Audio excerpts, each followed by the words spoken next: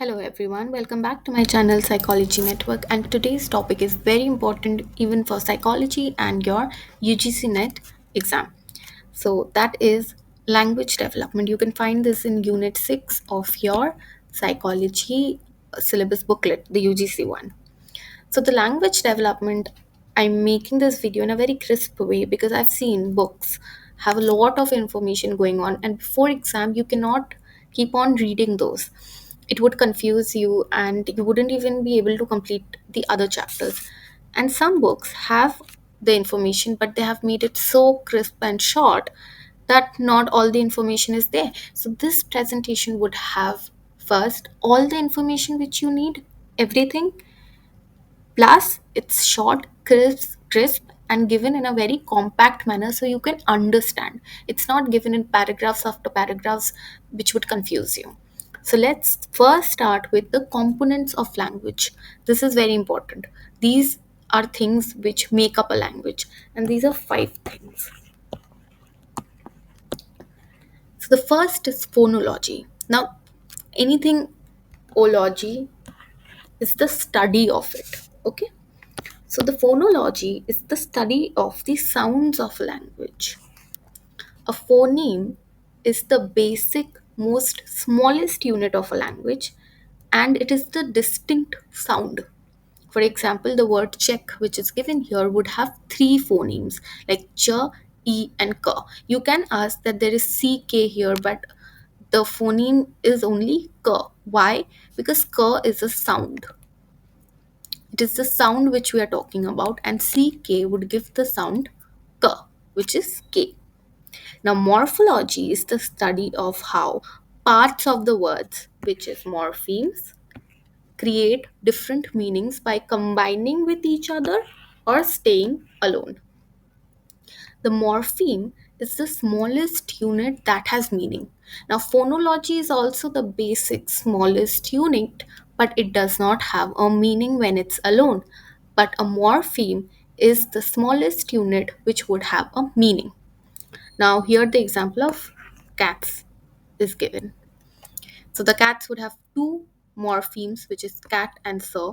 Cat would be the animal itself, and the sir means more than one.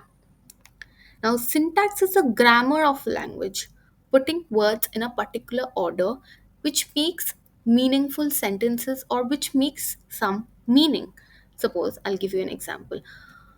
One of the most common syntax is subject plus verb plus object. This is how usually a sentence is written. A subject, maybe we can say Seema. Seema is a subject plus plays with a ball. So this would be syntax. We won't say plays Seema ball.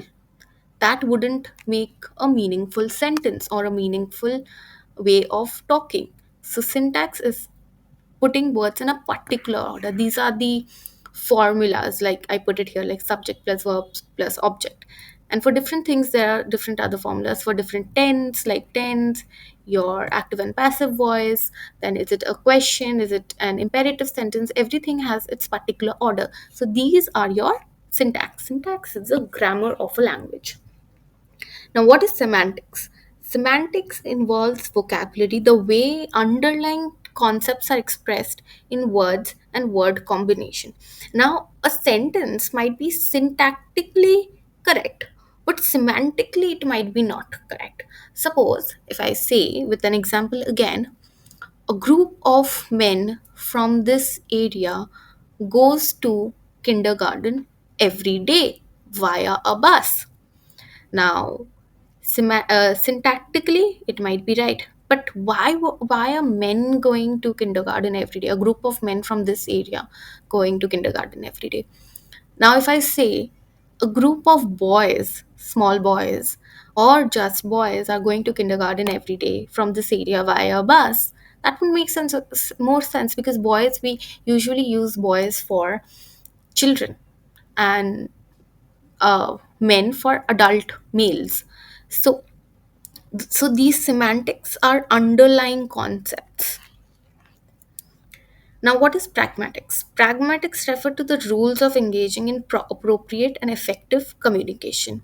It shows how we use language in the social situation. Social situation is very important. Like if we say it's raining cats and dogs, so it's not actually raining cats and dogs, but we know that it means it's raining very heavily. Suppose if I say, if I ask a friend, what do you want to eat? And she says, oh, a salad looks good today. She didn't really directly tell me she wants to eat salad. She said, a salad looks good today, or in summers, salads look good. So she's not directly saying she wants to eat salad today, but that implies that she wants to eat salad today. So that is pragmatics. So these are the five components of language. Now, coming to different stages of development, of language development. So in infancy, these are the language milestones one would be overcoming in their typical age. So birth, crying can usually was a reflex, then it changes to communicative way. When it sees that it's crying, and every time it's crying, the mother is coming to the room and feeding him or playing with him or loving him. So he understands that if he cries, he's going to get what he wants. So crying becomes a communicative language for the child. 2 to 4 months, they are cooing. 4 to 6 months, they are babbling. At 5 months, they can recognize few words. They can just recognize, but they cannot say. Until 13 months, they cannot say their first words. From 7 to 11 months, they become specific listeners to the native language, because everybody has their own language and they talk to the child usually in their native language. So they understand the change is happening from universal linguist to language specific listener. So again, 8 to 12 months, they start using gestures. They will use their finger to show something they want. So these would start at 8 to 12 months. Now at 13 months, they would say their first words. And at 18 months, there is a vocabulary spurt. It means at 18 months, they usually have a vocabulary of 50 words, and it turns to 200 words almost at 2 years. 12 months is 2 years. So at 18 to 14 months, there are two-word utterances or telegraphic speech. Telegraphic speech is like daddy, come, me, go. They don't usually use the entire grammar which is needed to talk, but they use words through which they can communicate with their parents. The parents would understand if he or she says, if the child says daddy, come, it means that the child is wanting his father to come. This is your infancy. Moving on to another concept of infancy, that is motherese language. You must have seen everybody talking very child in a childish way to the with a child, with a newborn child or a 1 year old child. That is your child directed speech. Now the early language, early childhood. In early childhood, what Piaget gives the concept of egocentric speech. Suppose the child is saying, I went there and played with this. Now, in his mind, he has these images of, okay, he played with the swing or he played with this toy. But he does not understand, the person he's talking to will not understand what he's saying.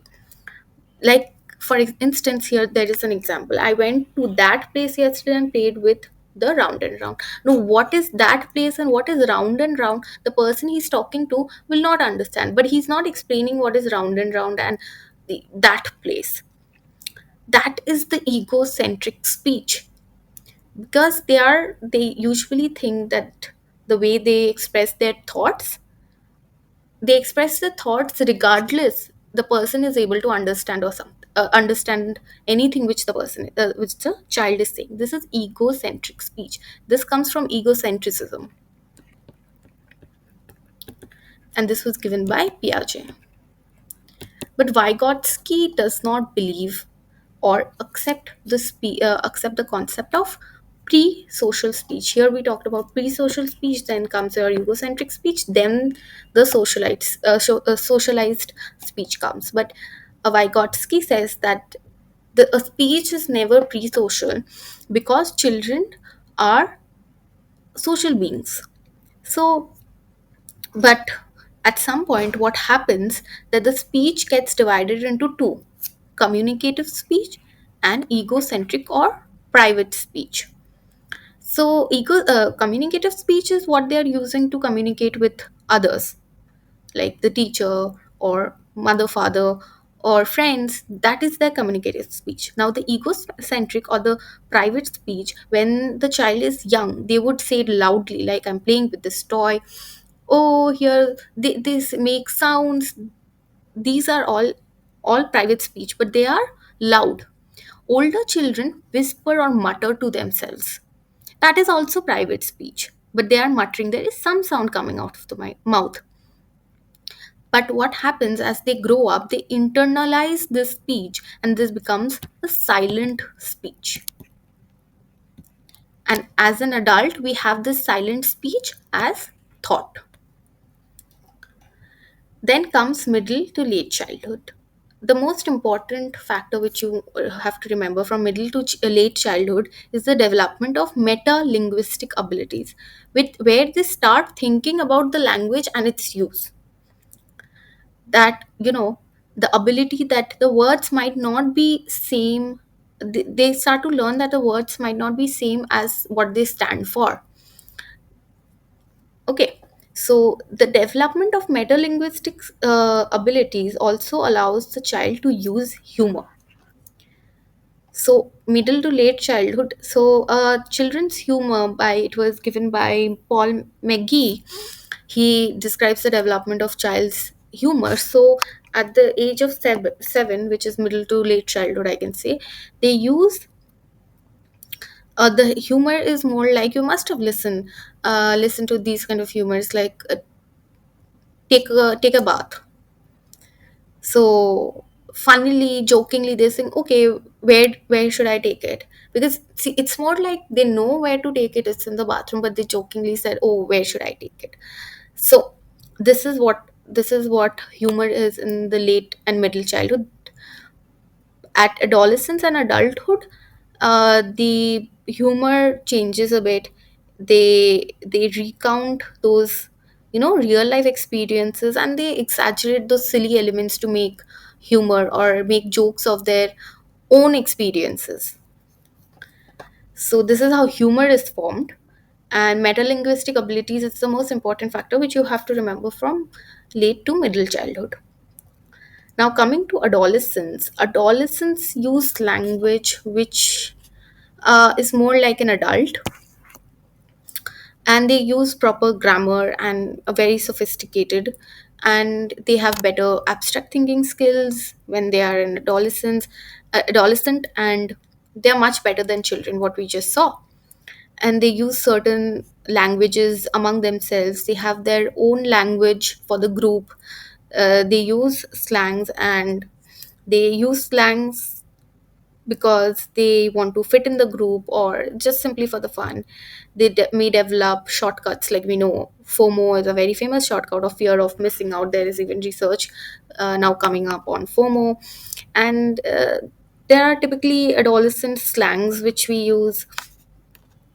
And there might be reels and TikToks which you must have seen, where they have their own slangs and the previous generations are not able to understand the slangs. So this is also adolescents understand metaphors and satires. These are higher level language developments, which understanding of satires and metaphors you would never see in children, but that is something they in adolescence they start to learn. So, and this is a recap of all the stages. and with each stage how the phonology changes, semantics changes, the grammar changes, the pragmatic changes. So with each year it changes. You, this might not be very clear for you, but you, this is sourced from Burke, the book Burke, so you can go and check that out in the language development chapter. So this was all the information which you needed for your language development chapter. Hope you understand. You can take screenshots by pausing, and this was all. Thank you so much for listening, and please subscribe and like this video so I can keep on continue making free of cost videos for everybody to understand. Thank you so much and have a great day.